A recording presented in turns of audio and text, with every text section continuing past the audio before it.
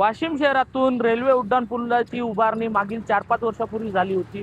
मात्र या रेल्वे उड्डाणपुलाच्या दरम्यान जर बघितलं तर रेल्वे हा उड्डाणपूल पूर्ण असून या अरुंद असताना या उड्डाणपुलाच्या ज्या सर्व्हिस रोड येतं त्या सर्व्हिस रोडाची जी कामं व्हायला पाहिजे होती त्या प्रमाणात झाले नाहीत. बघू शकतो आपण सध्या परिस्थिती जर या जे दोन्ही साईडचे जे सर्व्हिस रोड बघितले तर पूर्णतः खराब झालेले आहेत आणि या सर्व्हिस रोडला कोणताही म्हणजे मजबूतीकरण नाही आणि पूर्ण खडी उकळून आलेली आहे. विशेषतः मोठमोठे खड्डे या रस्त्यानेच आहेत. तसेच वाहनधारकांना तसेच नागरिकांना मोठा त्रास सहन करावा लागतात.